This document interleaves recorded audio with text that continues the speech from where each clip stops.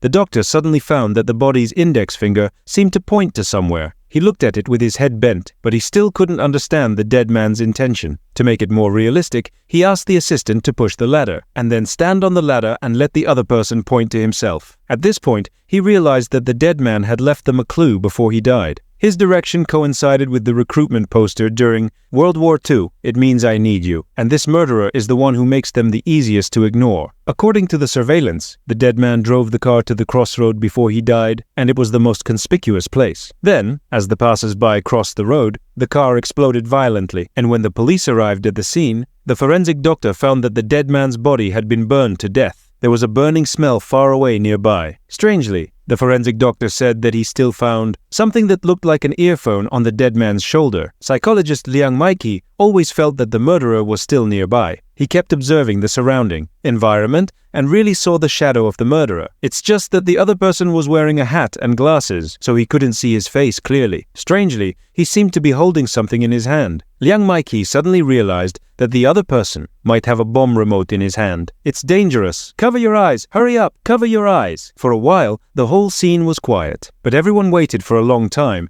and the mysterious man didn't respond. When Liang Maiki looked at the rooftop again, the man in black had disappeared. "What's going on?" "There." Under Liang Maiki's instructions, everyone quickly came to the rooftop, but they didn't find the man for a long time. They just found a cookie on the edge. The team members all thought that Dr. Liang was wrong, but he was sure that the man was the murderer. The reason he was in this position was purely to appreciate the panic of the police, and the forensic expert suspected that he accidentally found the remote in the victim's hand while inspecting the body. The team leader guessed that the victim committed suicide, but why did he choose this place? Later, Xiaotong found all the surveillance cameras nearby, but the team leader looked around cautiously at this time, and then turned off the computer immediately. Maybe the murderer is still nearby. For safety, they brought the surveillance cameras back to the police station, but after watching the video, everyone was even more confused. The victim looked like he committed suicide, but he seemed to be very afraid of death. And from the video, it can be seen that the victim seemed to have said something. What did he want to convey? The picture was too vague. No one noticed it, even if they watched it over and over again. But one of the pictures caught the attention of Liang Maiki.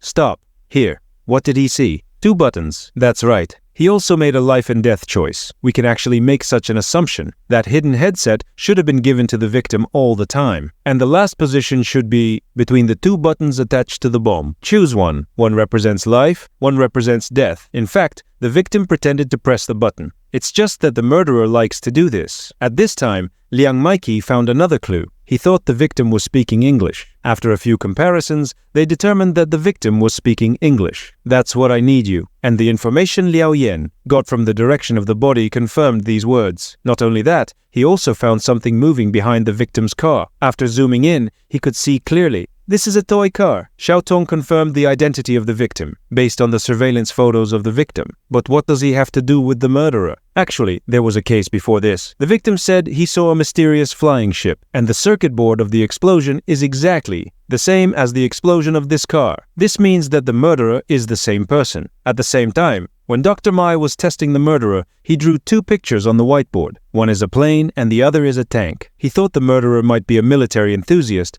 and had a childhood trauma. His personality is more introverted and extreme. He has a sea and air war in his heart, and there are both air and land. Next is the sea. That is to say, the murderer's next crime should be related to the sea or ship. But when the captain analyzed the case, he suddenly remembered that his wife had just called. She said she had received a toy ship. "Pick up the phone quickly. Pick up the phone quickly." The victim's body was blown away by the bomb. The victim's body was blown away by the bomb. Liao Yan almost died under the victim's shot. Fortunately, the discovery was in time. He only hid for a while. When he returned to the station, Liao Yan speculated that the victim had committed suicide. Not only when the delivery man came to the station, he took the opportunity not to be hit by the bomb, and then sent the delivery man to the captain's house. This caused panic, and he took the opportunity to turn the delivery man's body into a human bomb. So far, 3 types of games in Hailukong have been completed. Dr. Mai thinks it's not over yet. The murderer may take this as a game, so he will keep upgrading. In order to determine the location of the murderer, the team members rushed to the delivery station again and found another phone of the victim. This phone was used by him to pick up the fire. Xiaotong followed the records of his pickup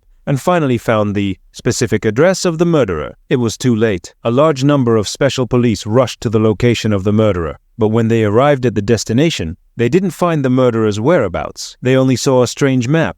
In order to stop his next murder in time, the special police team waited for him at any time. Liao Yan speculated that the murderer's last murder might be to pay tribute to Normandy, and the only suitable address nearby is the amusement park on the sea. According to this clue, the police conducted a face-to-face identification quickly. As expected, the murderer went to the amusement park 45 minutes ago. When the special police got the news, they immediately drove to the address. But there were too many people here. It was too difficult to find the murderer. Although they split up to look for him, they couldn't find him. When Xiaotong took a selfie, she found the murderer on the Ferris wheel. In order to reduce the casualties, the Pole, "Give him back to me, Captain Jia, my good police neighbor. Do you think you are heroes? No, because there are no heroes in the peaceful era. War creates heroes. We, all of us police, have never thought of being heroes.